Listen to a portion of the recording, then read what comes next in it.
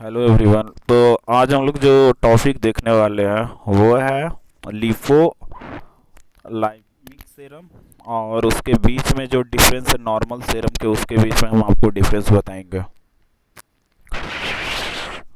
तो ये दो तरह के सेरम आप लोग देख रहे होंगे। ये जो सेरम है ये नॉर्मल सेरम है, जो कि नॉर्मल ब्लड कलेक्ट किया गया है, उसको सेंट्रीफ्यूगेट करके ये सेरम बनाया गया है। तो ये नॉर्मल सेरम है।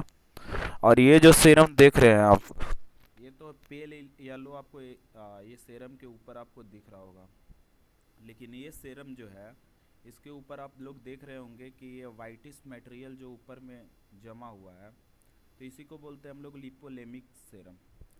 लिपोलेमिक सेरम होने का कारण क्या है?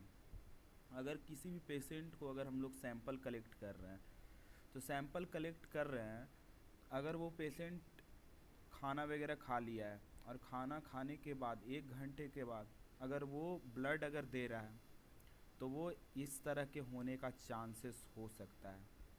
नहीं तो दूसरा कारण है क्या, कि उसका कोलेस्ट्रॉल लेवल, उसका लिपिड लेवल बॉडी में अगर बढ़ा हुआ है। लिपिड लेवल मतलब उसका ट्राइग्लिसराइड, उसका फिर कोलेस्ट्रॉल, उसका काइलोमाइक्रॉन, उसका एलडीएल वगैरह बढ़ा हुआ है। दो कारण हो सकता है। पहला, खाना वगैरह अगर वो खाकर अगर वो सैंपल 1 घंटे के बाद दे रहा है, तो इस तरह से वो शो हो सकता है।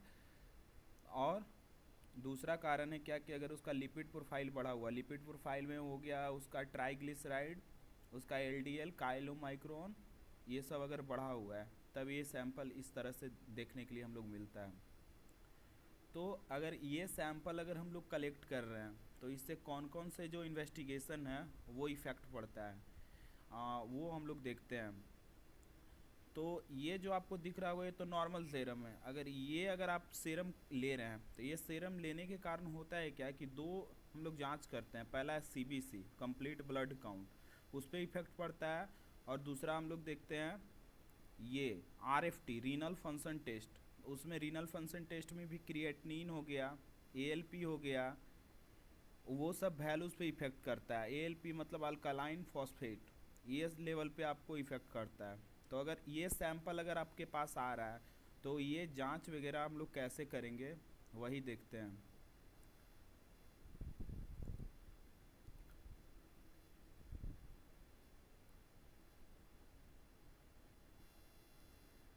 अगर आपके पास ये सैंपल आ रहा है, तो ये सैंपल के लिए अगर आपको कंप्लीट ब्लड काउंट सीबीसी करना है, तो सीबीसी करने के लिए आपको सेंट्रीफ्यूगेशन करना पड़ेगा। सेंट्रीफ्यूगेशन के लिए सेंट्रीफ्यूगेट आप कर दीजिए।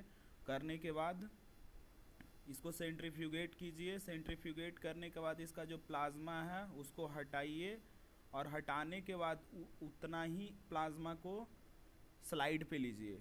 तब ये फिर आपको लिपोलेमिक सेरम है, जो कि आपको सीबीसी में सही आपको रिपोर्ट देगा। सीबीसी में हम लोग जितना भी हेमोग्लोबिन है, आरबीसी भी है, और जितने भी इंडाइसिस हम लोग जांच करते हैं, जिसमें हो गया एमसीवी, एमसीएच, एमसीवीएच, ये सब जितने भी हैं, ये जो इंडाइसिस है उसका तो वैल्यू कैलकुलेटेड आता है, उसको हम लोग हेमोग्लोबिन से कैलकुलेट करते हैं।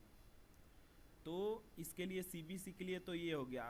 अगर हमको रीनल फंक्शन टेस्ट आरएफटी अगर करना है, तो रीनल फंक्शन टेस्ट करने के लिए इसका अगर ये सेरम आ रहा है, तो इसको सेंट्रीफ्यूगेट करना है 15 मिनट के लिए। 15 मिनट के लिए इसको, इस सैंपल को सेंट्रीफ्यूगेट करना है कितने आरएपीएम पे, 10,000 आरएपीएम पे अगर हम इसको सेंट्रीफ्यूगेट करते हैं, तो ये आपका रीनल फंक्शन टेस्ट जो है इसका सही रिपोर्ट आता है।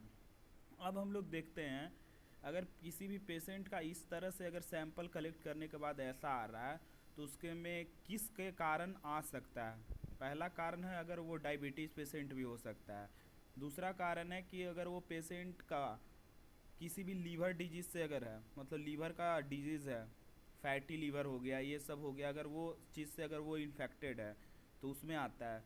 तीसरा हम लोग देखते हैं ओबिसिटी। ओबिसिटी मतलब अगर किसी का हाई वेट है, तो उसमें ये चीज़ देखने के लिए मिलता है। ये सेरम उसके ब्लड में इस तरह से आता है। नहीं तो नॉर्मल अगर किसी भी पेशेंट है, तो उसका सैंपल इस तरह से कलेक्ट हम लोग करते हैं, इस तरह से दिखता है।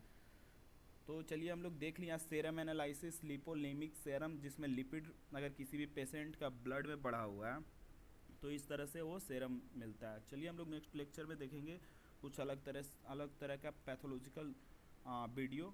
तो मिलते हैं नेक्स्ट लेक्चर में। आई होप ये लेक्चर आपको पसंद आया होगा। Thank you.